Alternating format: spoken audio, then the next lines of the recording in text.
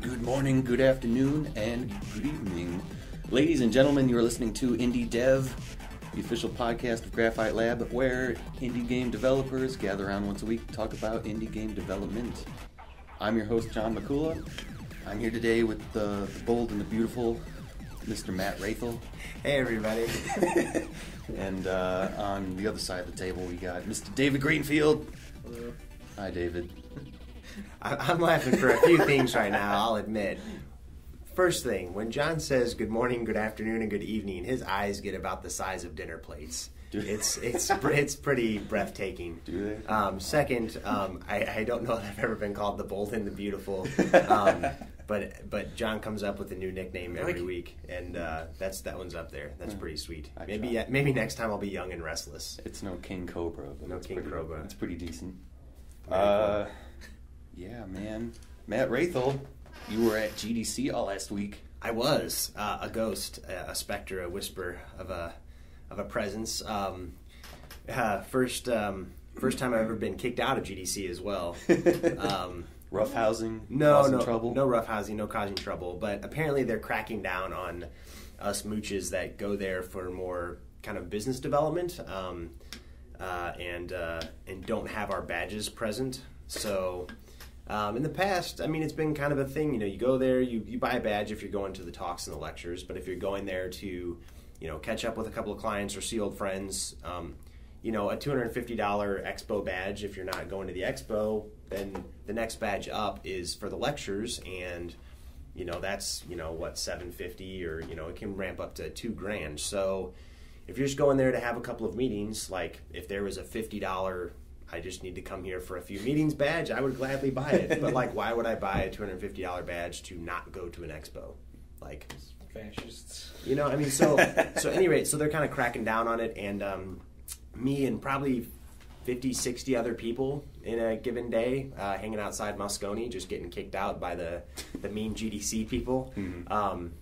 I was refused entry to the restrooms, that kind of stuff. It's a little rough, a little less cordial than it's been in years past, but yeah, overall it was really still a very good experience, a very busy conference, lots of cool announcements, and everybody I talked to, I met with maybe 20, 25 different individual, friends, colleagues, that sort of thing, businesses, and everybody was commenting on how, busy it's been, how great of a conference it had been, even midweek it was very busy and hopping, so I've heard nothing but good things coming out of this conference. Everyone's real happy. Everyone's getting business done, deals made. Yeah, happy things are going on in the industry for sure right now. Yeah, it's a really exciting time. I was there. Our Springfield studio director. We have Black Lantern Studios in Springfield. It's kind of part of our collection of companies, and we were both there from Tuesday until Friday. Well, actually, he was kind of there till Saturday. I'll tell that story later.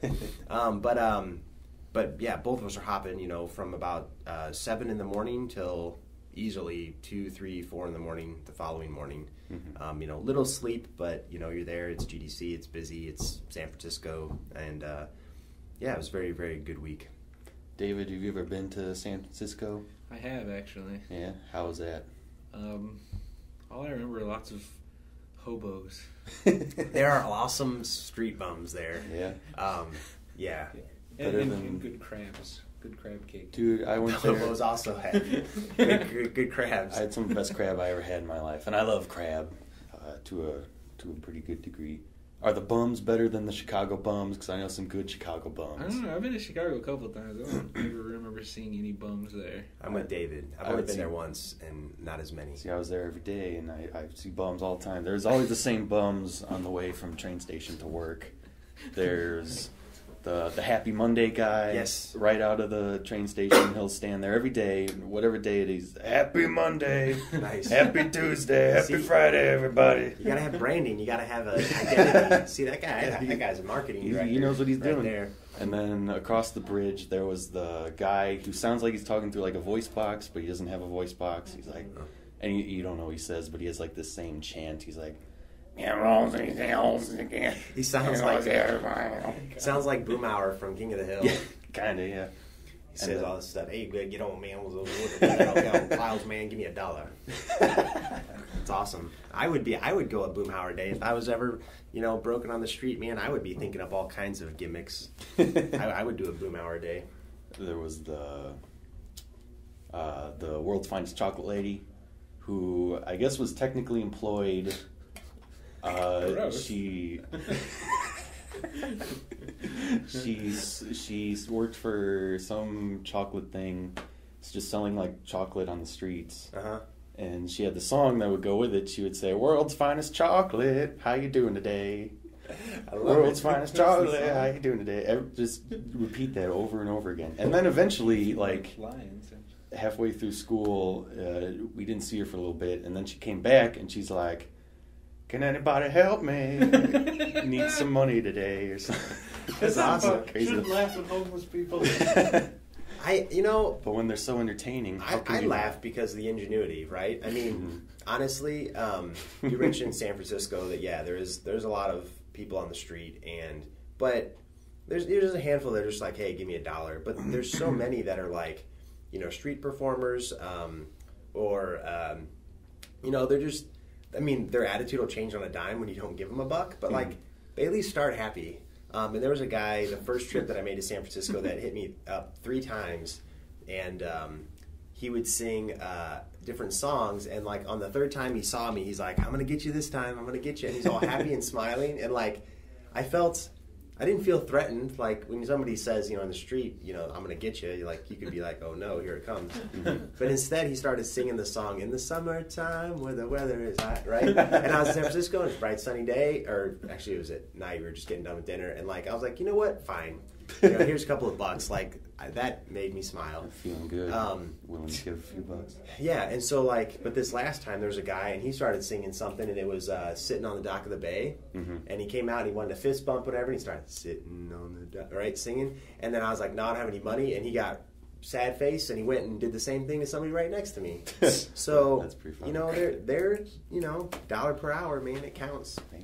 Gotta do what you can. The weird one was Seattle. I was up there, and they have a bridge. Apparently, it's like a beggar's bridge or something. And there are literally like 50, 60 people lined up in order, start to finish. And they just have a hat on front of them. Like, it's like 50 people, 50 hats, and it's like, how do you choose? Well, here's the interesting thing. Here's how you choose.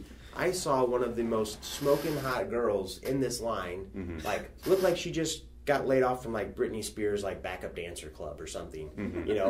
Cut shirt, hanging off one shoulder, full makeup, smoky eyes, hat turned sideways, like the whole 9 yards. Like the tennis shoes that are like high heels as well, like not a dirty spot on this person. And she had her little like Ashton Kutcher trucker hat out in front. Thing was loaded with cash. Like, so when I was in Seattle, like for me, it was just kind of like, huh. Like it made me stop and think for a while. So this whole games thing doesn't work out. I know, right? Maybe we make a good career as a bum. Yeah. So, well, I mean, you'd need to dance first for Britney Spears and be a backup dancer, and then gotta get that. Gotta get that smoky. You gotta get that smoky eye perfected, John. Yeah, exactly. Get work on your makeup.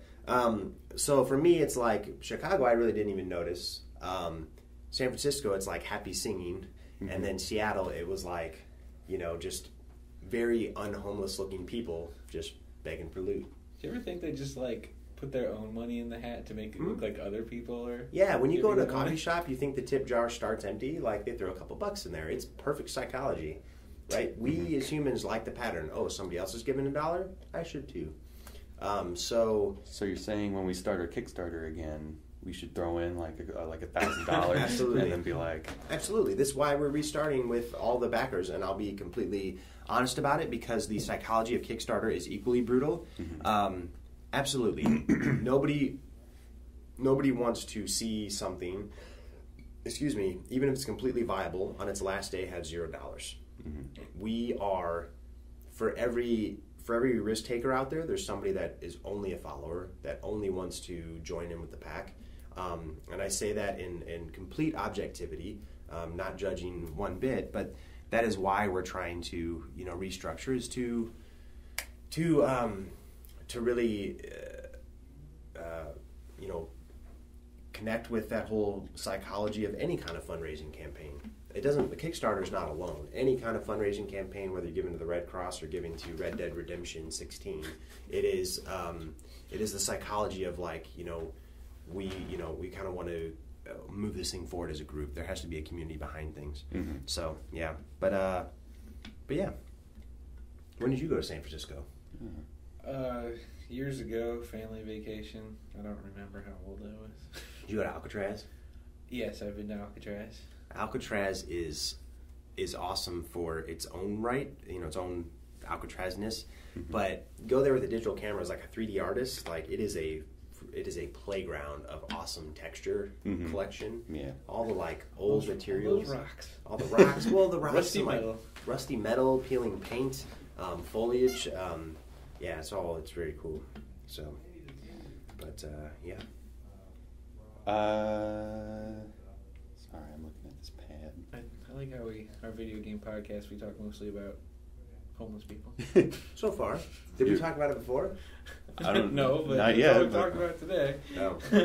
Real quick, since we've all been to San Francisco, you guys ever see the Bushman, the San Francisco Bushman? He's another bum. Can we factor this again? Another bum. While we're on bums, Famous bum. he is a famous bum. He has like these two big branches with all these leaves on them, and he kind of sits on like a milk crate, on like a what's the pier? I forget, or the Pier 39 or whatever. Yeah, whatever. It's around that area. There's Yeah. probably a couple. Yeah. There's one that's like a big shopping center. Yeah, it's one of those big, populated touristy places. And Got so it. he sits on a milk crate with these two branches right in front of him, all these leaves, and it looks like just a bush, just like, With feet. on the thing. Yeah. Well, whatever. But like people walk towards him, facing the bush, and when they get close, he jumps out and scares them. Uh-huh. Like, and then, dude, he had this coffee can just full of cash. He took it out and he's counting, and he must have had like $1,000 in there. It was insane.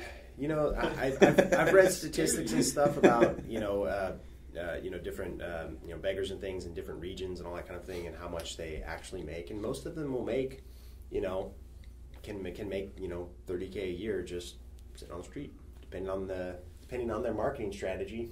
That's what we make. So I've never been to GDC, but last year when I was at school, I had a bunch of friends who went because it was going on during our spring break. Sure. And the idea is you'd go and then be able to make those connections and hopefully get a job out of it. So do you think this is still a viable thing to do? I think so. Do you think me or David or someone could go and absolutely to the where they have all the businesses set up, and you could make a connection and maybe get a job going? Absolutely. I would. This is going to seem like a weird analogy, maybe, but think about it in terms of something like one of these reality shows where they're trying to pick up singers or something, right? Mm-hmm. I mean, there are a lot of companies that are there to recruit, to find talent, connect with talent, and to do it on kind of a very large scale. So you look at something like one of these American Idol or whatever, where they feed in millions and millions of people. Mm-hmm. The competition's high, but there are a lot of companies there that are specifically making a presence at GDC to connect with students and people interested in getting into the games industry. So I would say definitely still very valid, but also still very high competition. Mm-hmm. Other conferences, SIGGRAPH and others, SIGGRAPH's a little bit more on just the graphics processing side, but same thing. So you can definitely go there and meet people. You have to be very extroverted in order to be successful there, I think. You have to be willing to go out and shake hands and introduce yourself, and so I would say even if you are on the quieter side, go to these conferences and kind of shed that skin and have no reservations and just kind of reaching your hand out, introducing yourself to somebody and saying, hey, I'm this guy, I'm looking for a job, here's my stuff. Mm-hmm. So you have to kind of put your put some risk out there, but take some risk, put yourself out there, and but still very valid, sure. Mm-hmm. I would say that we've we've connected more on like a business level with people. Right. We've found a few composers there that we've used for contracting music later on.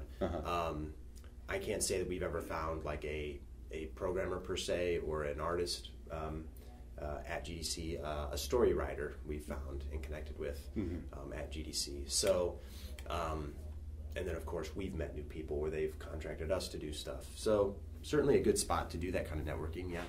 How, as far as like students or what, just the average person getting to GDC, like I always pictured these bigger game conferences as an exclusive club for people already in the, the system.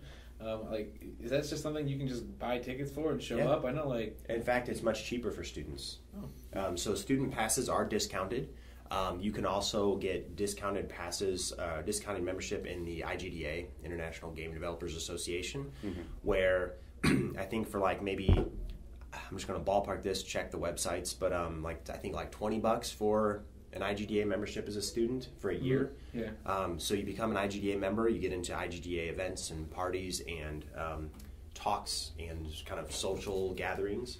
So it does kind of take down that barrier for someone that is maybe not already connected, or maybe you're going there by yourself, right? You're from a school where, maybe you're in 3D or maybe you're in their comp sci program, but they don't have a gaming community at your school. So you're going to make this trip solo and, having known no one at the conference, just having membership in IGDA and going out to one of those types of events immediately gets you connected with a community. And there's probably going to be lots of other people in that same position there where, they don't know anybody and they're just kind of out to start kind of meeting people and networking. So IGDA is a good first step for people like that. But GDC as a conference is still very welcoming to students. They have their student showcase, kind of student pavilion. Lots of schools like the Guildhall, Full Sail and others have representation there, so they're bringing their students. So I'd say it's still a very student-friendly conference. Cool. That's good to hear. While we're on the topic of kind of, I guess, getting jobs, when I was in school, and I've been kind of thinking about this on and off, but they kept telling us, like, just get a foot in the door, take any testing job you can get, as long as it's like a foot in the door. And David, since you're here, and this goes for you too, Matt, because David's our QA guy here at the Graphite Lab, but exciting. Do you think like it is valid to become a tester and, be able to move up in that company? Because I know a couple people I knew at school who are now testers now, and they're kind of, still in that position, after, like a year or so of working for these people. Like, do you think this is a valid strategy, or should people, look for higher positions? What do you think, David? Go ahead. Well, Raithel's already kind of asked me, like, if I want to move up. So obviously, I think it depends on whoever you're working for. If they see you have talent and think you can do more in the company, but I think it really depends on what the person themselves wants to do. If they don't want to be a tester, I think there's always a possibility, as long as you have some sort of talent, you know how to do something. Is that? Yeah, I want you. I'm interested in your perspective on this too.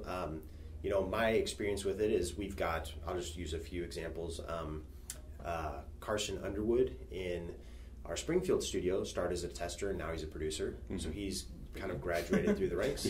That's pretty good. Carson's been with Springfield office for at least 4, maybe 5 years. So it takes a little bit of time, but 4 or 5 years really, it sounds like a lot of time, but that's really only like 5 game cycles. Like, you could be 5 years in the industry and only have worked on 2 games.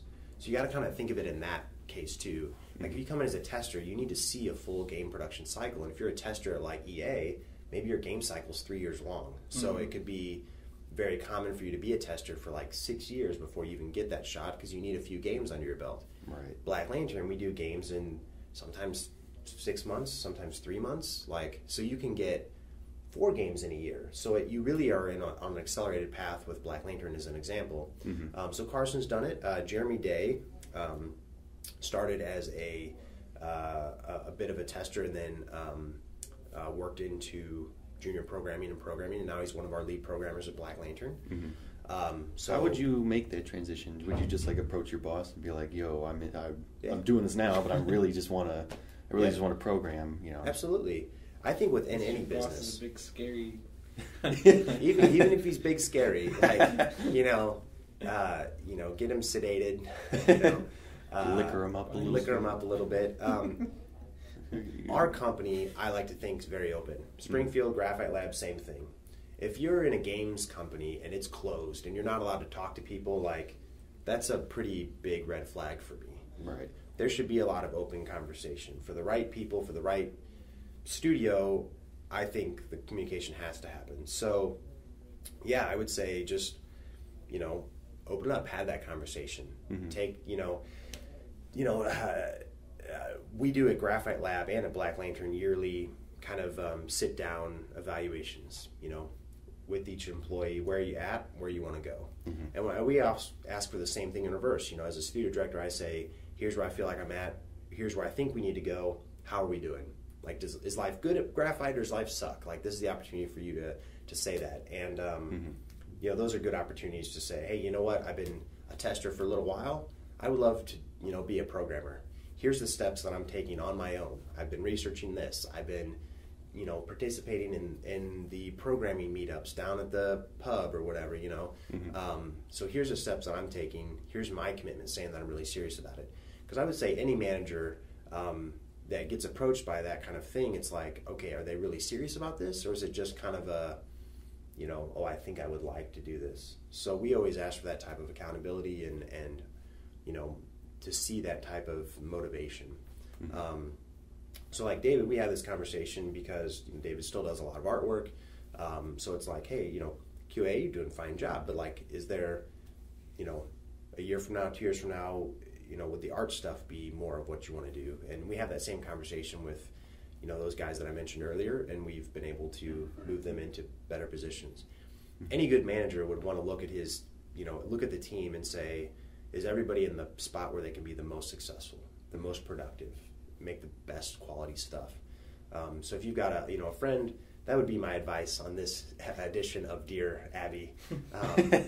Is just have him talk to his boss. And yeah. Informative podcast today. All the students that we have listening will never know. If you have a master's in programming, you should try to be a tester.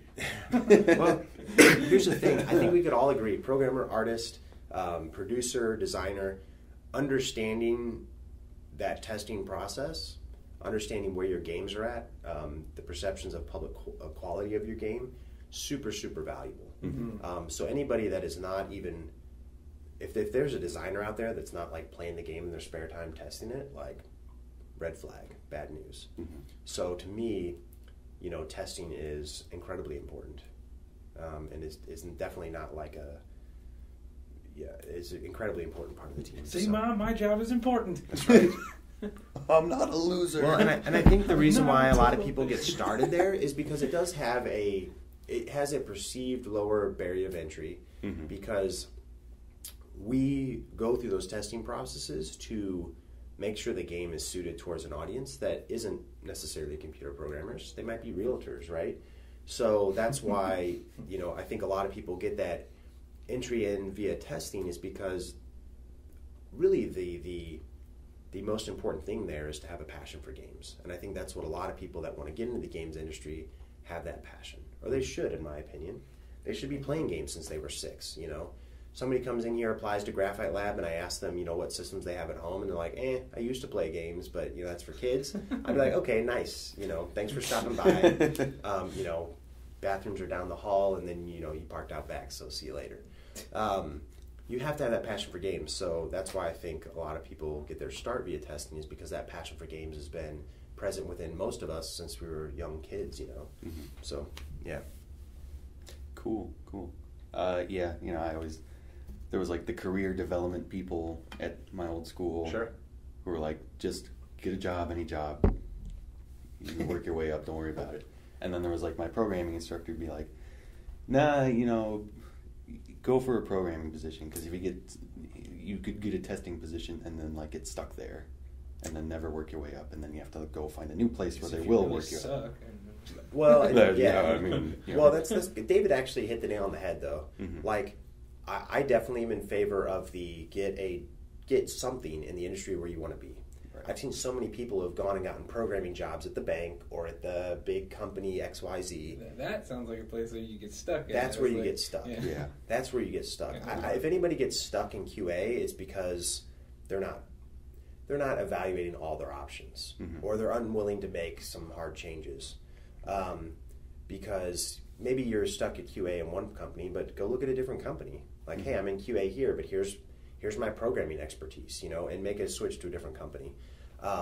But more often than not, we find people get stuck because they went and got a programming job at the bank.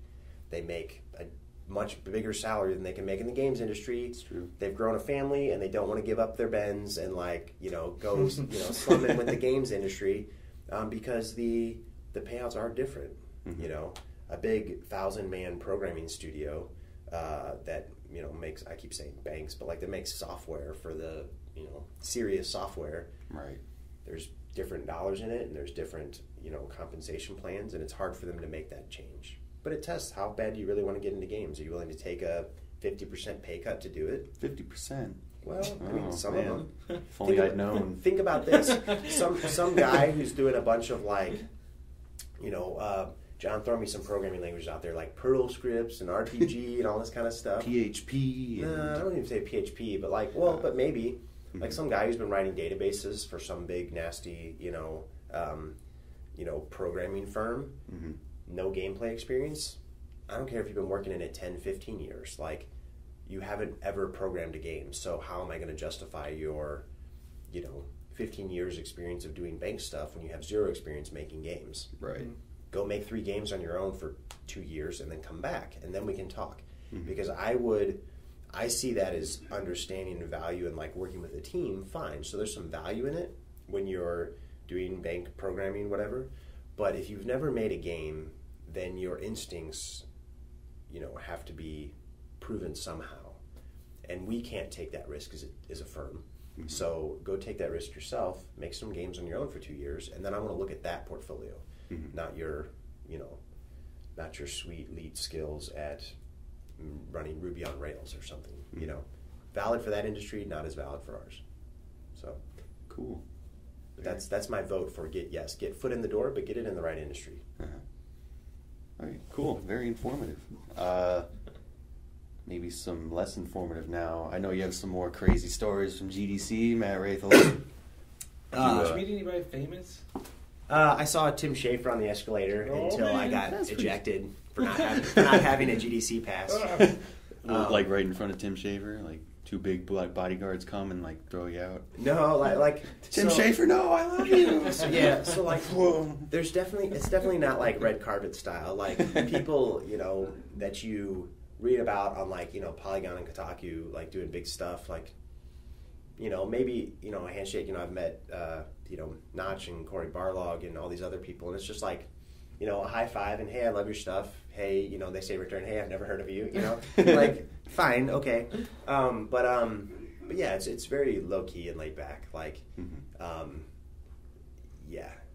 So yeah, you see these people just kind of out and walking around the conference, and they're going to talks, and you see them at the bars at night, and whatever. It's very low key and very laid back.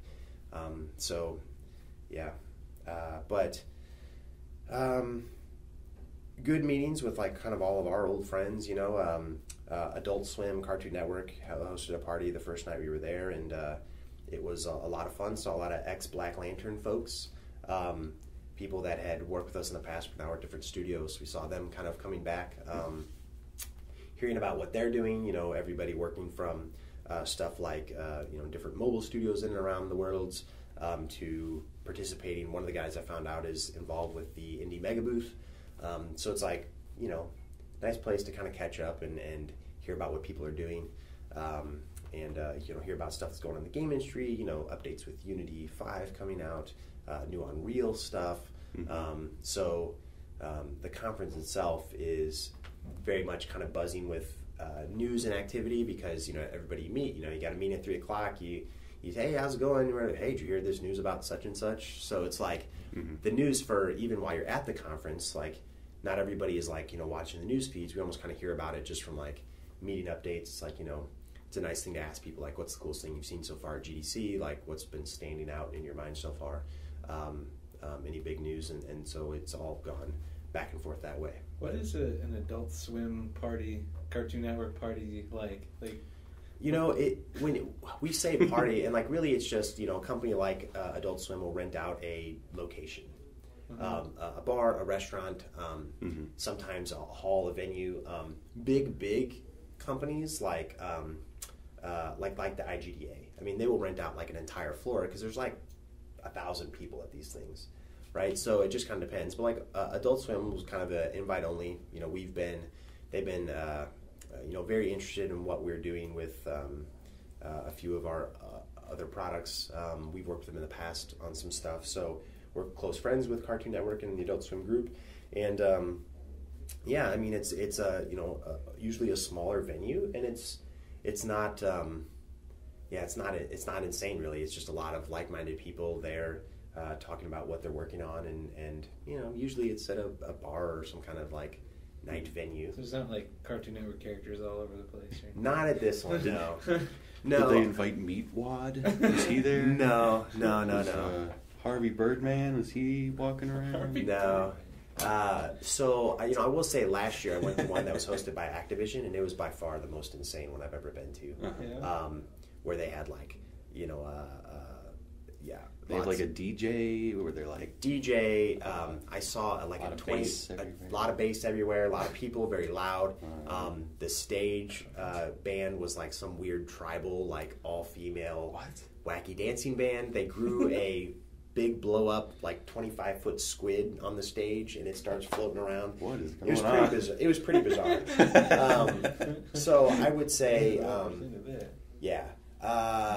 like if you've seen the movie The Social Network, the scene where Zuckerberg and Sean Parker are talking in the like really loud, noisy bar, and Sean Parker says, "My girlfriend's a Victoria's Secret model," and it's like very clubby, very dancey, very bassy.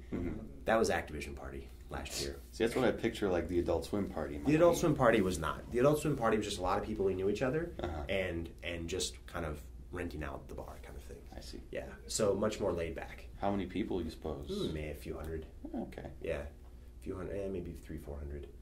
Where anyone actually like the only conference any of us ever see footage of or whatever, like E3 or PAX or like those really big exciting ones, like is GDC, like are people playing video games at GDC? It's a little different. So GDC is there's a few parts now.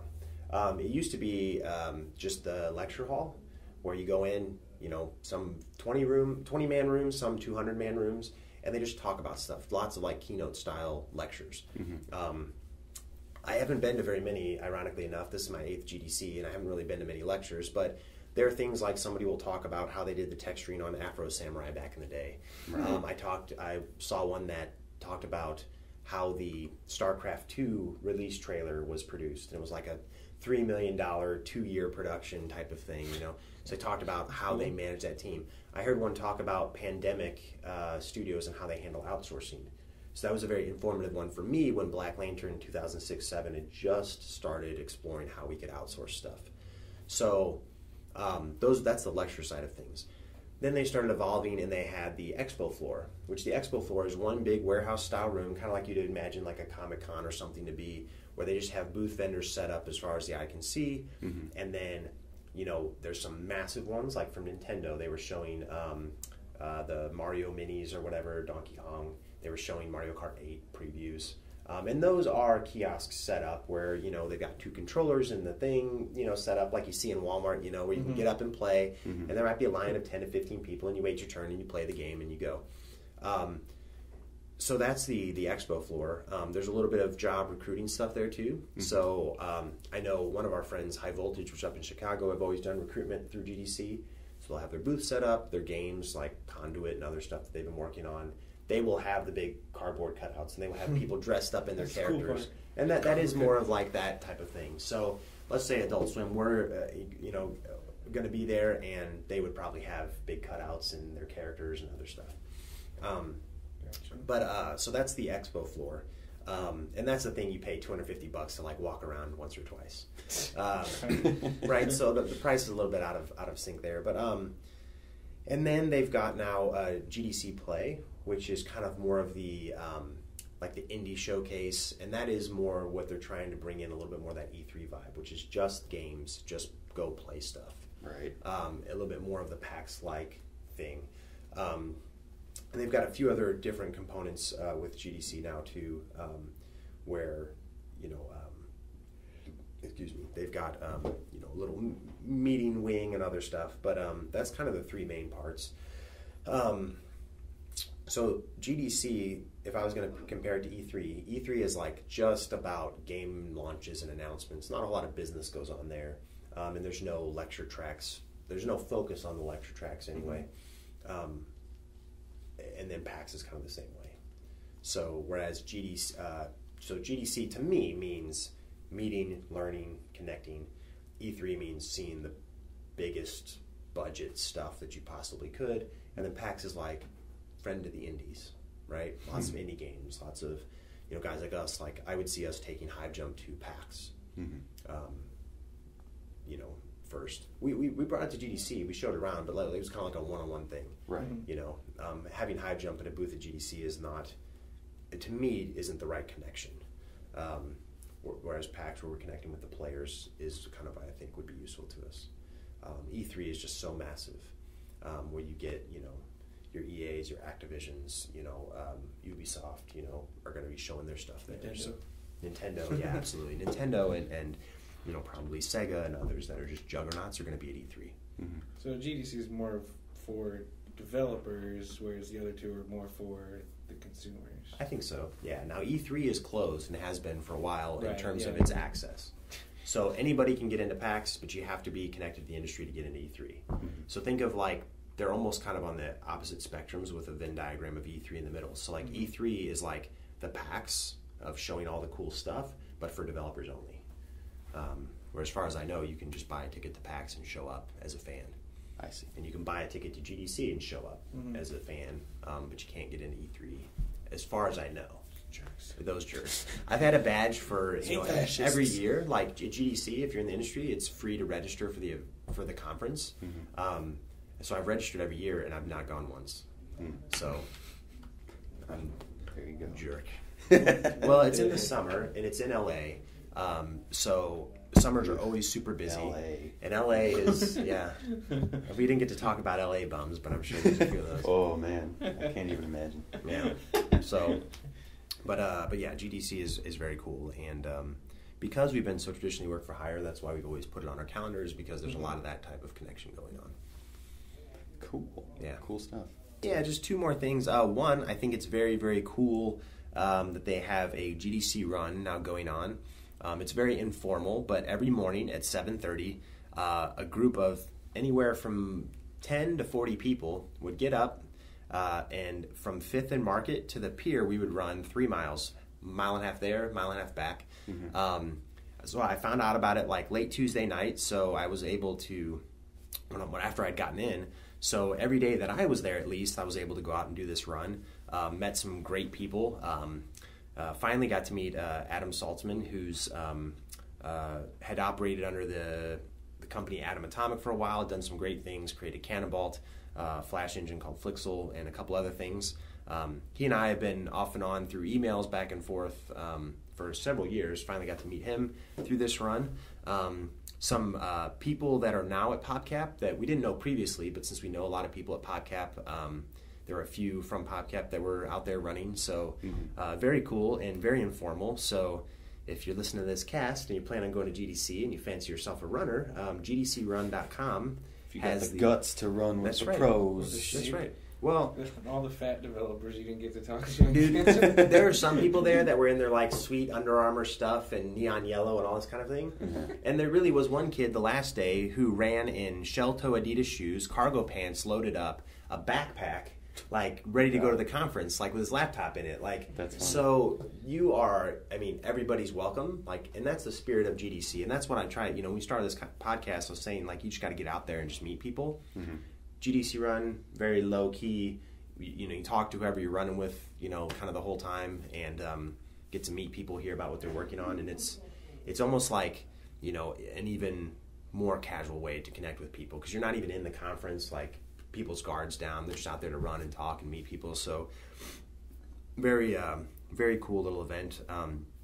I go back next year, you'll see me out there running. So if you're listening to this and are out there, you know, you can tweet me and we'll run and tell each other our stories. So that was very cool. And then the last thing is just a brief little story, but the travel there was perfect. The travel back, not so much. Mm-hmm. Just this is my message to American Airlines. I would ask for your patience. If I am at my gate, or rather at security check-in, an hour before my flight takes off, please allow me through security. An hour is more than enough time for me to get to my plane. Don't send me back to check my bags and all this other crap. And then when I get to that other line, please don't make me go back to security because it's too late to check bags and bounce me back and forth between lines. That's not nice. Please don't make me miss my flight. That's not nice. Because, yeah, so I missed my flight getting out there because of this baggage fiasco. And their advice to me was just to leave my bag in San Francisco. Like, just throw it away. Yeah, because people do it all the time. You don't need anything in your bag. So my thought instead was our Springfield studio director was leaving an hour after me, so he was coming in. Mm-hmm. So I thought, maybe if I leave my third bag in the bathroom unattended, he can pick up the bag and take it on his flight. But then, you know, I remember something about that not being a good idea, so I decided not to. I chose to miss my flight and got on a later flight. Well, that flight ended up being grounded in Albuquerque for a medical emergency, so it was just a nightmare for me. Meanwhile, our other studio director, who was an hour behind me, like I said, taking a similar flight from San Francisco to Dallas and then to Springfield, well, before he even got on his San Francisco flight, you know, Chris Farley guy driving the baggage truck rams his plane and punctures a huge hole into their plane. Jesus Christ. So he doesn't even get out of San Francisco until like 11 o'clock at night, gets into Dallas at like 2:30. American Airlines offers him like lodgings at like the Flea Bait Motel, like near the airport in Dallas. And he decides to pass on that kind offer and gets into Springfield at like, you know, 11 o'clock the next day. So God. Both of us had horrible, horrible experiences on good old American Airlines on the way back. What a nightmare. But on the way there, I did get to watch Ender's Game, so that was nice. Yeah. Way there, perfect. We actually, me, our studio director from Springfield, and Robin Rath, who's the creator of Pixel Press, all were on the connecting flight from Dallas to San Francisco on the way out to GDC. So that was very cool to be able to sit and chat and you know, kind of talk about our plans for GDC on the way out. On the way back, not so much good. So that's my last GDC story. Fun times. I don't think I ever had any trouble with planes, really, which I'm very thankful for, because spending a night at the airport sounds like just the worst kind of hell. It's not so much good, yeah. No. Why? I don't know. Like, why is it so horrible? I mean, you sleep on an uncomfortable chair. That's about it. I mean, it's not like there's just like criminals wandering the streets or something. It's an airport. I mean, yeah, it's safe. Right? You have a roof, but like, I don't know. I wouldn't want to stay tired, and you gotta go home, and yeah. you know, if people are expecting you gotta deal with that. There's no good place to get horizontal in the airport. Yeah, you gotta sleep like on the floor. Like what? I can't sleep on like a couch. Like I'm very picky about where I have to sleep. No, that's our problem, not the airport's problem. Our Houston, our other director, he said that he slept in a business center with a bunch of like military guys that were sleeping on like their duffels. So he's like, I'm gonna sleep with the military. Like I'll be safe. So in case your airport is attacked while you're asleep. He's like, I would rather sleep in the trenches with the guys with guns. What if you're sleeping in the airport and someone comes up and like steals all your shit and your wallet and all that stuff? That's not gonna happen. Then what do you do? They have security cameras everywhere. There's security. You don't know that. It's an airport, for God's sakes. It's probably a lot more safer than a hotel. You didn't that week? Like there was some kid who like managed to. Oh no, that was different. That was the World Trade Center. Some kid like got up on the roof. Some kid got on the roof. 9/11. Some kid got on the roof of like the World Trade Center, like with getting through security and everything. That happened like last week. But the security actually was much lighter. Leaving St. Louis, there was like a random thing where it's like, you go this line, you go that line. I got that line, and I didn't have to take off my shoes, didn't have to take off my belt, didn't have to take my laptop out of my bag. You could have straight hid through. so much stuff in there. I know. On the way back, however, it was like super complete. Like, oh, I didn't even get to mention that. So like, getting to my flight late because I took the damn BART subway system, and I had black stuff all over my hand and all over my pants from like the oil powder from the freaking nasty ass seats on the BART. So when I get through security finally after having already missed my flight, like the guy is like, put your arms out so I can pat you down, and he sees my hands and he's like, oh, we're gonna need to like swab you for that mysterious powder.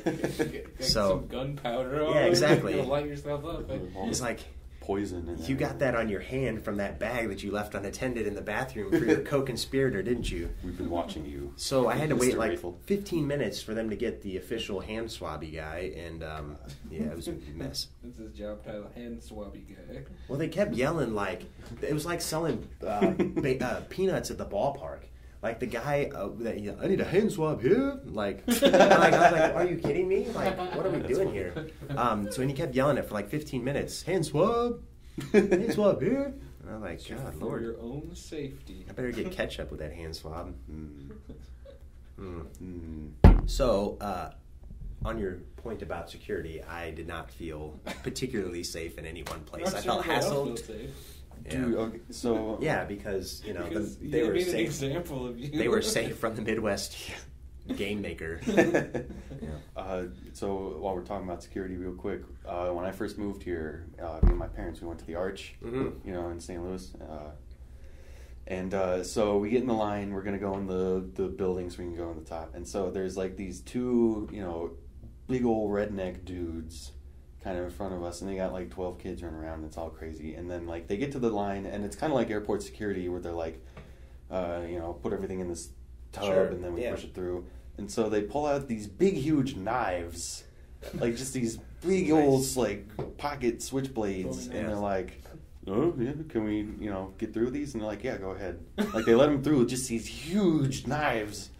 Because apparently they were like firefighters, or you know, so they claim. But like, you know, we get up to the top. A likely story. Yeah, but like we get up to the top of the arch so you can look out, and it's just packed, so full, and like they could have like gutted like half a dozen people before like anyone knew what was going on. Well, here's the thing. I'm just gonna say, like, the Arch is not an advantageous. Like, The Rock, maybe. Like, The Rock was a good movie. Like, making a sequel to The Rock called The Arch with like a bunch of military guys that have held people in the Arch hostage is like, it's just ridiculous. Like, you go up there and it really is like super close quarters. It's nothing but like looking out on like a very. The Arch is so dumb. Like it's just a big dumb piece of metal. You hold your tongue. tongue. You watch your mouth. The Arch is a symbol of American taxpayers. Half circles. Yeah. What can we do with money today? Yeah, it's true. But yeah, it's just like, it's funny. But there's no way up there. There's a couple of security guards up there, right? There's probably at least one. Yeah, there's a couple, but they gotta like manage the lines of people like going in, so they're all the way at the ends, and then like everyone's just in the middle. And mostly it's just 10 to people that get like kind of like not seasick, but they get, oh no, the heights. And their security training probably goes as far as anybody else. They just wear a uniform. Yeah, I'd like to see said officer deal with the redneck incursion of 2013. That was a crazy day. The Arch. Oh goodness. That reminds me of a comic book that I'm reading. That everybody else should. The two people listening to our podcast, if they read comics, they should read Manifest Destiny. It's about the adventures of Lewis and Clark, not Superman, but the real Lewis and Clark. Who explored America for us. But it's like, so they're exploring to the west, and they're it sounds boring and historical, but there's like fantasy elements to it. They've found like these plant people, and there's like centaurs, but they have like buffalo heads. So it's a lot of like this weird fantasy mythology, but tailored towards Western environment or whatever. Mm-hmm. And there was one episode where they found the Arch. Like the Arch was already there as like some big old structure. They have no idea who made it. It's like made out of stone and stuff. Did it have like the elevator to get to the top? No, it was just like in one. Did it have like the tourist center and everything at the bottom? No, just walk past it. Snow globes. It's good. Yeah. Everyone should check out Manifest. Want some peanut brittle? Or? They have like the zombie virus, but it's not. It turns them into plant people, not zombies. It like plants grow inside their skin, and then their skin falls off, and they want to like eat you. Wacky. It's crazy. It's good. Yikes. I feel like that type of thing is a very comic booky thing to do. Like nowadays, where you take something like kind of sort of something you've heard about, or something semi-historical or something, and then like. But now there's minotaurs walking around. Yeah. Hey, it's cool for Whoa! Like that type of those kind of like culture clash. Actually, I was kind of more exposed to it when we first started Black Lantern. We had an artist working for us named Gary Bedell, who is crazy, phenomenally talented. But he kind of opened my eyes to like just the genre meshing. So he would do like merge sci-fi and like Old West, and make like a character that had like cowboy hat but like space guns. Right. Yeah. I like that kind of stuff. It was pretty interesting. So like we would do like these art days like once a month every Friday where the artists would get together and just draw and create and make new stuff. And so he would always push me to do those types of things. And I was never very good at it, but it is cool to say like, okay, if we're going to merge two genres like, Prohibition era St. Louis and, French Revolution, like how do those two things, I don't know, whatever. Like how do you or French Revolution sci-fi, like what if they had space guns during that time? What if the guy's a mermaid? Yeah, there you go. Well, like Abraham Lincoln Vampire Hunter. Yeah, exactly. Pride, Like that Pride kind of Prejudice, and Zombies, all those. Exactly. Yeah, those are. Well, and it's just a good creative like exercise, really. And some of them take off and some of them don't. But like it's a good way to kind of just stretch your mind to force yourself into new ideas. Mm-hmm. All right, get this. George Washington Carver is actually an android from the past. Nice. What? George Washington Carver. Peanuts. Peanut? Yeah. Because Peanut butter and peanut oil is the new it- fuel of the peanuts- future, and he needs Peanuts to... are the cotton gin. I knew it was one of them. Eli Whitney was the Yeah, cotton gin. Yeah. I know. He's an android too, but an evil android from the alternate future. That's right. Um, See? $1 million ideas. Done and done. We should get out of this video game thing. Just start making comic books. Hollywood, here we come. Speaking of comic books, Comic-Con, St. Louis, couple of weeks. Oh yeah. Wizard World. Yeah, I've been there. I think you I've told been me there, about the that. I past don't think you 5 told me years or that. 4 years. Actually, So- I used to be in Chicago, but. Yeah. So I don't know the details yet, but I've been invited to speak on a game development panel. Oh wow! So we'll have Graphite Lab representing. Woo! And I don't know what degree. I don't know what the topics are yet. One of the two topics they presented to me were like, what can games teach you, and the other one was like just the study of games or something. So like they were very high abstract things, but I actually volunteered to talk about a few different things. So we'll see what they pick. But that is April 4th, 5th. It's next Friday. So 5th, 6th, and 7th. Well, last minute. It is last minute. Yeah, they're like, we have nobody. Let's go get that kid that, That one jerk. let's go get that one jerk. I hear he's a prima donna on flights and wants his flights to go right to where he's going. Yeah, it'd be cool to go again, but it sort of snuck up on me. Like I swear, it used to be like in the fall. Yeah. All of a sudden, it's. It is next Friday, 4th, 5th, and 6th. So it is coming up very quickly. It is down the America Center, downtown St. Louis, and so I think I'm pushing to try and get connected. I guess they got a Saturday roundtable for games that I'll try and work towards. You but should do it. It's a cool place. You should get some comics while you're there. I would love to. go talk You should to get us Bruce some Campbell. free passes. I'm working on it. For the whole crew here. I'm working on it. Or at least Next year. for me. Yeah. Hey, I'm the only one who reads comics here. Oh, Whatever. whatever. Comic-Con's not about comic books. It's Yeah. about connections. I do know that others St. Go there, shake some hands. It's about paying to look at the Hulk and shake his hand and take a picture with him. Lou Ferrigno will Yeah, be that's there. his name. Adam West will be there. They're Lots of old always classics. there. Yeah, whatever. It's the comic circuit. $200 just to go see him. Jen Patton, I believe, who's another local St. Louis artist, works with our friends at Simutronics. She'll be there with the table, doing illustrations and showing stuff off. So we've got some other good gaming St. Louis representation there. And I don't know who else will be on the panel, but as soon as I know, I'll blast it out on the Facebooks and the Twitters and the tubes and the whatnots. Local level designer Matt Donatelli. We're gonna see who what other room there is and see what we can do. Local pickles artist Ben Sievers. Yeah, there's so many cool toys and shirts and stuff you can buy too, not just comic books. So Yeah. You'll have to look around when you're done talking. Yeah, I'm looking forward to it. Like, I'm going to try and just be there all day Saturday and see what it's all about. Because it's really cool for St. Louis to have something like that. I want to see it grow and get very big.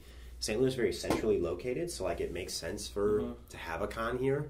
Why the cool things always on the coast? Like, well, I think intentionally alienating the rest of the country? No, I honestly think that Chicago is not too far away, and it is just massive in terms of its population difference with St. Louis. So I do think, and I'm not saying it in an accusing fashion, but Chicago just eats our lunch quite a lot. Well, I'd be good with this stuff being in Chicago, but they're always in San Francisco or New Sure. York. That's San all Diego. the cool stuff. San Diego, San Francisco. Chicago. I'd go for that. Like, put something cool in Chicago other than the comic book convention. Yeah, legit. Representing Chi-Town. Always do. Johnny McCula. Oh yeah. But yeah, some more. We'll post more on that as we know. Mm-hmm. Good stuff. David Greenfield. Yes. Have you been playing any games you want to talk about since last time you were here? Tell us, David. Admit it. Well, unfortunately, I haven't got to play a whole lot this past few days because I'm house sitting. But I guess the last thing I talked about was Titanfall. That's all I've been really playing since then. When I do have the chance, because it's super fun. Yeah. Still fun. Yeah, if you like first-person shooters, it has. It's just fun. I like it, but I'm not the biggest gaming critic, so I'm pretty easily entertained. Did you play Hawken, or have you played it? I have not played Hawken. I played Mech Warrior Online before, but it's not. Yeah, I've played Mech Warrior games where it's very mech based, but it's like this isn't quite the same because it's really more fast paced, I think, compared to those other ones I've seen. Hawken does look pretty fast paced though, so I couldn't say for sure. I haven't played it, but so I haven't played Titanfall, but I played Hawken. Yeah. I haven't played it for a little while. I don't play it a lot, but like I got into it when they were doing their free access thing, and it felt fast enough. Like, I don't play a lot of first person shooters, but visually it's very nice. I'm sure it can do even more than what my rig at home can run, but It felt really good. Like, you feel solid and sturdy, but still kind of quick. So I don't know. I'd be interested to play Titanfall and have you play Hawken to see how those two compare. Sure. Yeah. I like the whole mech thing. Yeah, giant robots are always cool. Yeah, everybody loves a good giant robot. I think so. Cool. Yeah. Also been playing League of Legends still. Just League. Gotta get my win of the day in. Usually play at like midnight. Sort of keeps me up longer. I start to fall asleep. I get tired. Like, I better play League because that like really wakes me up. So then I play some League and I'm awake again because the sleeping's down. On that note, speaking of Riot, and looping back to the beginning of the conversation, there are a lot of recruiters at GDC too. Mm-hmm. That they're there just to snatch up new talent. Right. I was approached by two of them. Our good friends at EA. Oh God! Shout out to Christy. Hi, Christy. Steal our thanks for boss. Yeah, thanks for. You're a young upstart. Why don't you come work for the big boys? And then I think like Brent or something, I don't remember his name, from Riot was like a recruiter, and hey, da da da. Oh wow! So that's what made me think about it. So there are tons of recruiters there. They're pretty hard to miss. But yeah, go League of Legends. Cool. I've been playing Pokemon too. Still, I've been playing the same things. Playing or watching? Oh well, yeah, that's on the back. Twitch Plays Pokemon is always in the background. It's never entertaining to watch. But yeah, no, I've been playing the same games I've been playing since the last time we had this podcast. I have nothing new to talk about. I've got something for you, John. Oh yeah? Our good buddy Flappy Bird's coming back to the App Store. Oh no! Yeah! Did you hear this news? I did. Yeah. What do you make of it? Publicity stunt or awesome. no? Oh geez. I think so. I don't know. The guy's a genius. He did do an article in the Rolling Stone. Did he? God. Like, Yep. after it was all canceled and The everything? Rolling Yep. Stone. The issue that's on newsstands right now, it's like a 5-page spread of Dongwin talking about the rise and fall and now re-rise of Flappy Bird. It's like New Coke all over again, It man. is. Does you know? Rolling Stones often talk about video games? No, I don't know. Like, Maybe I if don't there's think so. some. I mean, I could see Rolling Stone like interviewing Notch about Minecraft. Like, Shit, it's big. They're awfully desperate for news, aren't they? Well, no, I don't know if it's desperate for news, but I think they are. You know, it is very big stuff. You know, they're not going to talk about little nitty gritty things, but something that reaches the public awareness, like a Minecraft, where people are like, "I've heard this thing, but what the hell is it?" I talk about like the World of PlayStation Warcraft 4 and- when that was coming out and all Yeah. that stuff. So, but this is something where, like, you know, it transcended all generational and cultural boundaries. Every, you know, flipping dude was flapping birds, and it was everywhere. So, you know, it's weird that he picked Rolling Stone, though.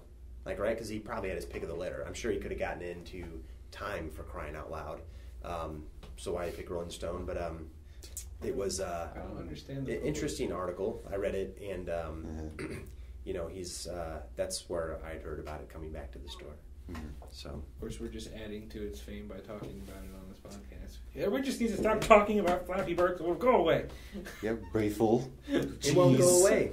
And I do. You know, you asked about the new Coke thing. You know, I've watched the interviews about when they took away Coke and they brought it back, and the CEO at the time was quoted saying, "I'm not that smart and I'm not that stupid."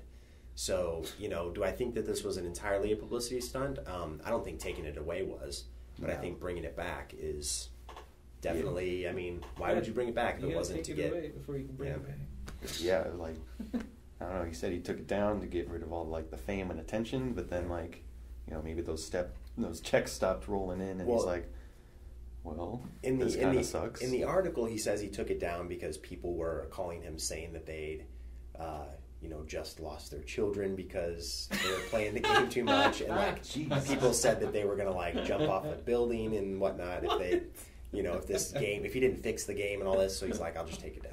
So that's what he says in the article. That's our solution. Yeah. People don't like something, let's just get rid of it. I see that you're addicted to cocaine, sir, so I'm just gonna take it away, and you know, that'll make it all better. That's pretty funny. So I thought you'd appreciate that. I that do. news. I do.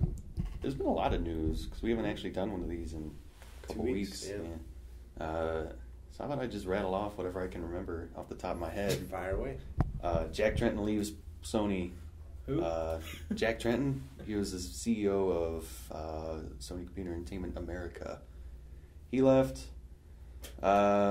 Some dude at Microsoft left. I don't know who he is. He was one of the higher ups. Elves? Sure.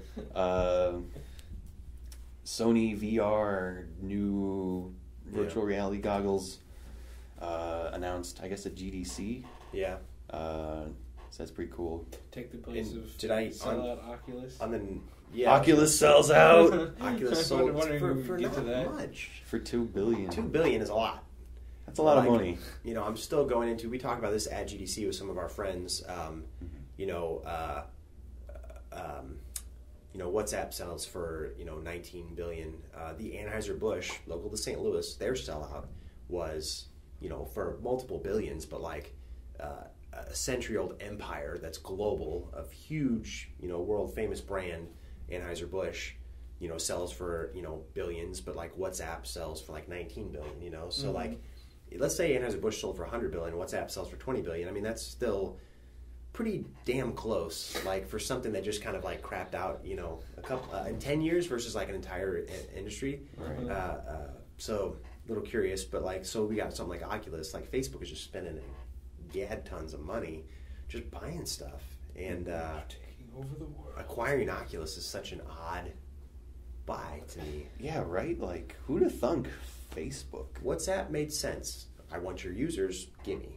Right. But like Oculus, Like, doesn't seem to support their platform it's at all. crazy tracy. Unless Facebook wants to use their, maybe compete with like Google Glass or something. Like, hey, we'll take Walk your. around Wear with this giant huge stuff. thing on your face. Well, Has an F on it. but definitely not a huge thing on face. But like just the idea of using some sort of VR tech to do stuff, connect with stuff. Yeah, It's interesting buy. And did I hear that EA has a new CEO too?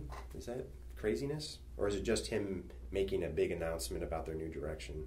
I don't know. It sounds like something that could have happened. It's been a crazy couple weeks. EA CEO steps down. Oh. March 18th, 2013. John Resetillo, CEO of Electronic Arts, is stepping down from his position. Lots of people quitting. Former EA CEO and board chair Larry Prost will take over while the board searches for new replacement, but I think they have a new replacement. I'll just have to look for it. So Crazy stuff. Is that all the news you could think of? I know there's more, but I can't think Unity of it. 5. Unity 5, Unreal New stuff. Unreal, yeah. Unreal. I mean, it's all, for me, it's a lot of, like, good news, but, like, is anything really reactionary yet? I don't know. Like, we'll see how EA does with new leadership. Like I said, I was just kind of discovering that Titanfall was even an EA product. I mean, I know that sounds like I've been living in a hole, but definitely aware of Titanfall, but it's one of those things where, like, EA is making some changes. Like, I know they just lost the Tiger Woods franchise. Oh, no. Yeah, so they lost Tiger Woods. There's not going to be any Tiger Woods golf from EA. Oh, no. Oh, my God. Well, it is an interesting thing, though, because, like, sports has been EA's bread and butter. Mm-hmm. But then you look at something like Titanfall, which is doing very well, and EA's been, I think, trying to get out of that sports cycle for, like, the last 6 to 7 years. So they're moving a lot of their non-traditional sports, like UFC fighting and stuff, into every other year releases. And they are obviously losing big franchises like Tiger Woods. They've been nursing for 14 years now. So is the loss of some of those staples and the rise of some of these new things going to help EA make that change? They tried in 2007-8 with, like, a whole Mirror Edge thing and other stuff.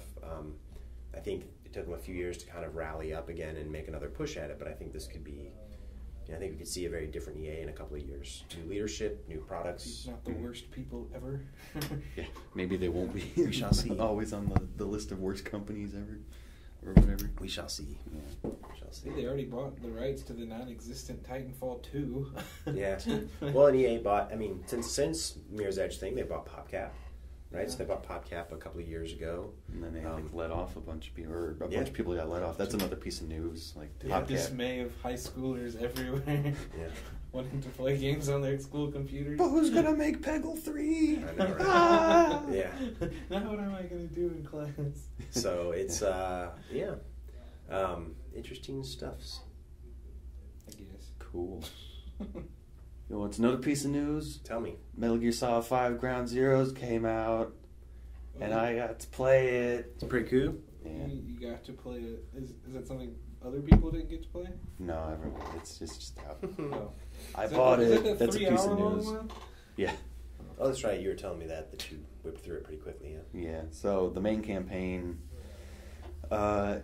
it's awesome. I think it plays spectacularly. Like, it's just the stuff they do to give you more, like, an awareness about your environment. Like, you can tag people, like in Far Cry 3, so you can kind of see where they are through buildings and things like that. And then you can, like, if someone spots you, you get kind of like a slow down, kind of bullet timey type thing. Cool. To kind of react. So, like, you get in a situation where someone sees you and then like slowly turn around and like pop them in the brain real quick, and then they bust that brain. And then they don't have to sound the alarms, or you grab them and subdue them quietly. But whatever. Can you seduce them? No. Hey there. Not quite. Hey, they're good looking. I like your makeup. How's it going? Here's $1. Snake the old charmer. Know why they call me Solid Snake? I did see a comic go around where it's Ryu and Dalsum climbing a cliff or whatever, and Ryu's like, "Hey Dalsum, why don't you use your long arms to like climb this cliff?" And he's like, "Oh, you thought I was climbing a rope?" That's funny. Oh boy.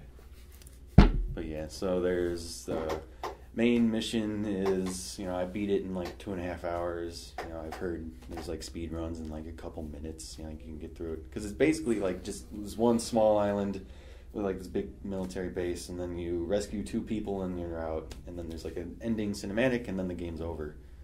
And then there's like a couple extra missions, which could, depending on how stealthily you want to play these things, it could take anywhere from like an hour to 2 hours or whatever. So I got a good bit of game out of it, but nice. It is pretty small, and it did leave me like there wasn't a whole lot of crazy story stuff going on, which is why I mainly come to a Metal Gear game is for all like the triple agents and secret societies and crazy things like that. Yeah, that's cool. And there wasn't a whole lot of that, which was kind of a shame. But hopefully, when the real Metal Gear Solid 5 comes out, there'll be plenty of that. Right on. It's no Bango Bongo. What is it? Dango. Whatever the other silly game that you keep talking about. Oh, Danganronpa. Gesundheit. Oh, my God. Is that 5 for 5? Probably. We call that a 5-peat. Do we? I do. That's a weird thing. We do now. We do now. 5-peat.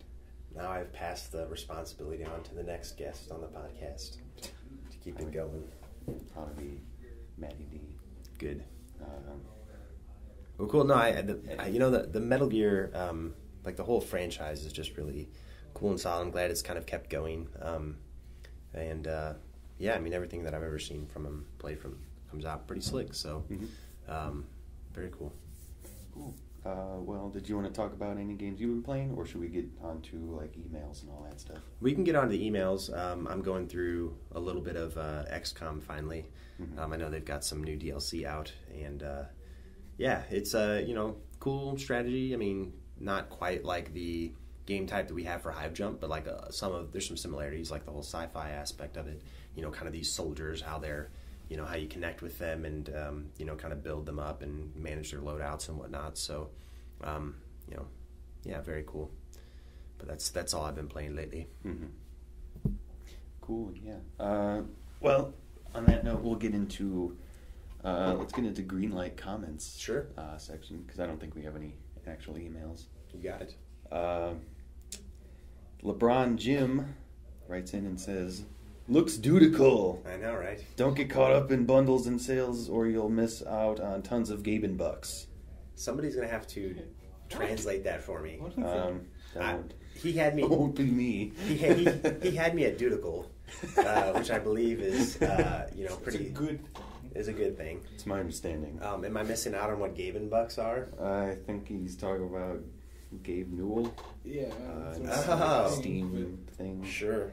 Well, I mean, we know. Oh, okay. He's just saying you're going to miss out on Steam sales. Yeah. Yeah, I guess. Well, and it's really... That's a good way to put that. It does fit. Like, we put out Soul a couple years ago on Steam, and we realized how important those Steam sales are. Mm-hmm. One in the fall, one in the winter, usually some sort of indie kind of week during the summer. They're super important and valuable. Mm-hmm. So for sure. We love money. Well, you got to pay the bucks somehow. And I prefer to do that with Gaben ones, I guess. Gaben bucks. Commando Darth says, "This looks more like $15 game rather than $30 or $50, but this game does look cool." I think he's spot on. That's what we were planning, right? He'll be happy to hear that we're planning that type of price point.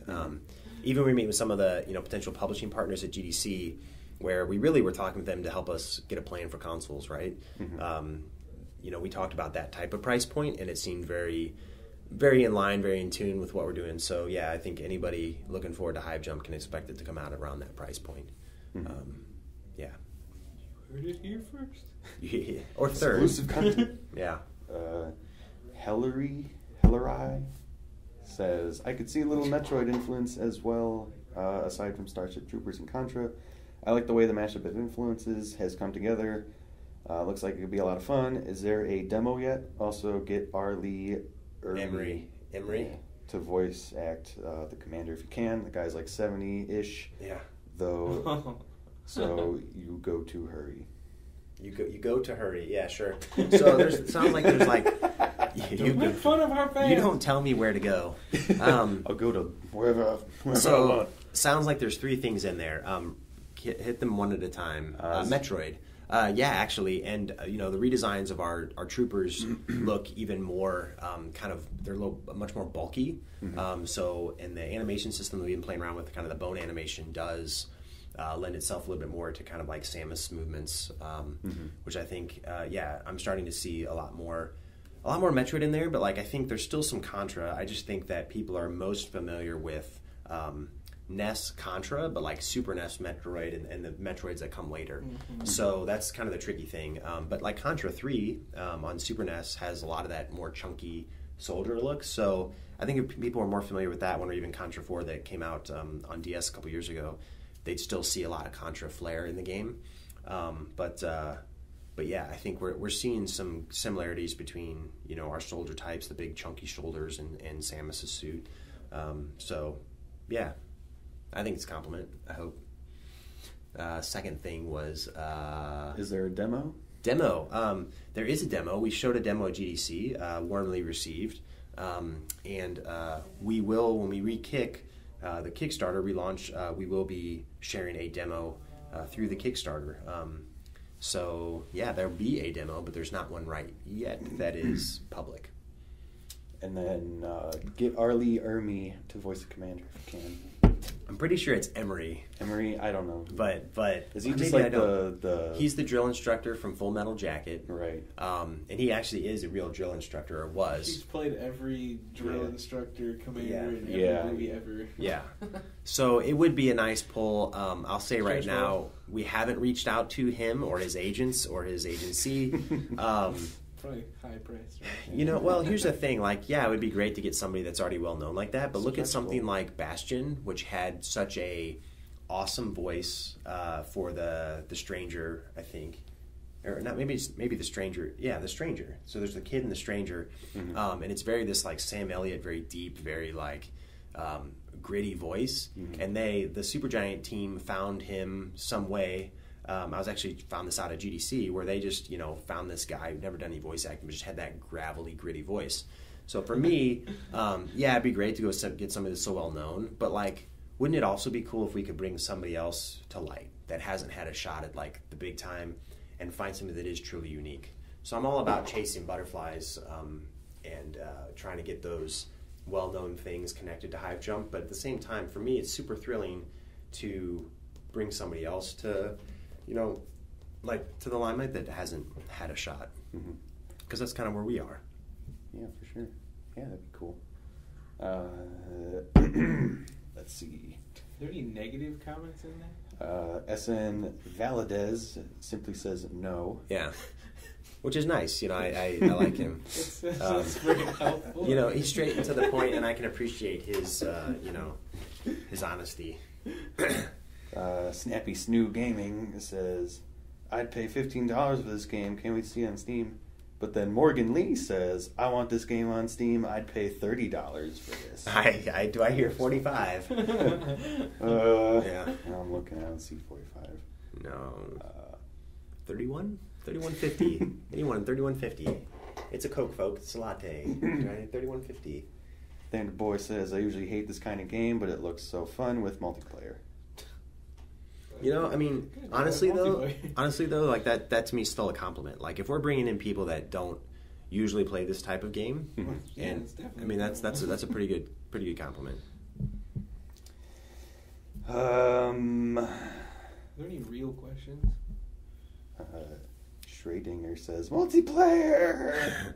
Oh, good. But that's not a question. I will answer something that we actually got through a tweet, and it was somebody that had posted a new update on Hive, talking about all the stuff that we've been doing to the French-run IndieMag.com, and or at least a version of it.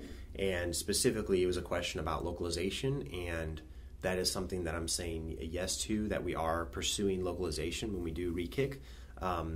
Right now, looking at base languages, so that's, you hear people say EFIGs, that's English, Italian, French, German, Spanish, as kind of our base languages.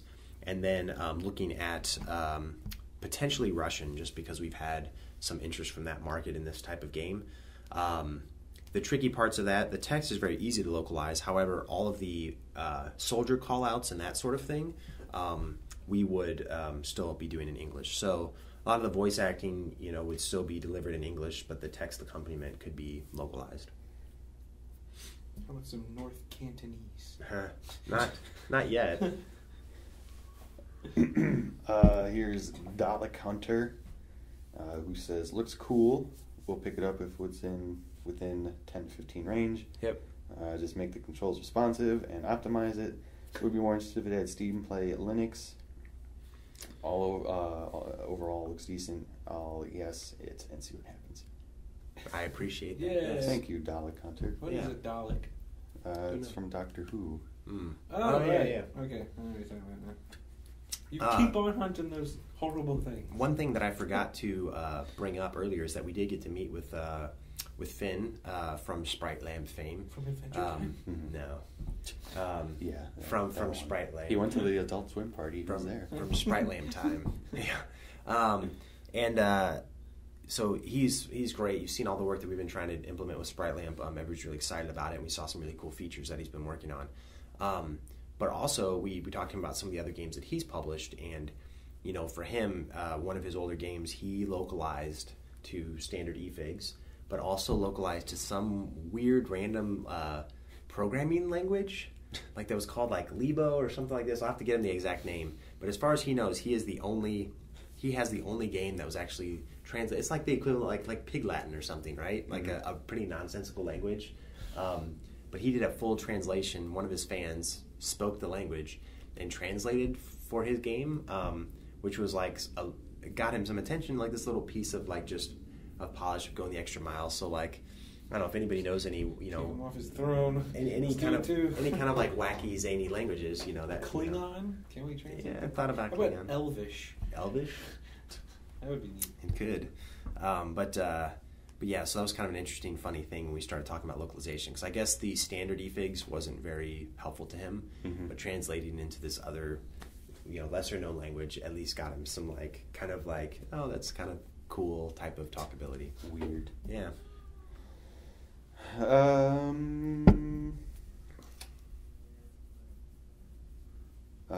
Cold Reactive, and we'll make this the last one. Cold Reactive says, maybe if it was on Linux. We're starting to see more and more Linux players kind of speak up. It is something that, we're building in Unity, so a walk to Linux is not too long of a walk. So yeah, when we re-kick, we are going to try and make that part of the plan. So PC, Mac, and Linux. Cool. Well, thank you for everyone who wrote in on our Greenlight page. If anyone's listening who hasn't upvoted us on Greenlight, we're still there. We're in yeah, big news. So we're now in the top 100, and that just happened over the week of GDC. So we're in the top 100, currently number 87 on Greenlight, which is really exciting. Yeah. How many are on there? Like, what is that? Many. A few thousand, at least. It's pretty good. Yeah. I don't know how many thousands, but you can actually, I think, see how many games are in, because they post how many have been greenlit and how many are waiting to be greenlit, and I think it's many thousands. So yeah, very cool to be in the top 100. We're currently 87, and but we still need votes. I'd love to get into that top 50. So you can go to Greenlight and search for Hive Jump. You can see from our Facebook page and our Twitter feed, we're constantly posting about it. You can find us on Twitter at HiveJump. You can find us on Facebook at Facebook/HiveJump or search for it. You can find us on YouTube at Graphite Lab Inc. Is our YouTube channel, and as well as just GraphiteLab.com has our just kind of general information, and then HiveJump.com of course has stuff about HiveJump. So lots of different places to find us. It's a lot of work updating all those things, as any of you might know. But there are quite a few different places where you can find out about the game. Fantastic. Well, yeah, thanks to anyone who wrote in. If you want to send us like an actual email, that's info@graphitelab.com. Questions about us, questions about the company, questions about anything you want to ask. Yeah, we'll take a look at it. Thank you guys for joining me on this lovely Wednesday afternoon. Woot woot. Talk about bums and GDC and all kinds of crazy things. And I guess that's it for this week's show. We'll see you all next week.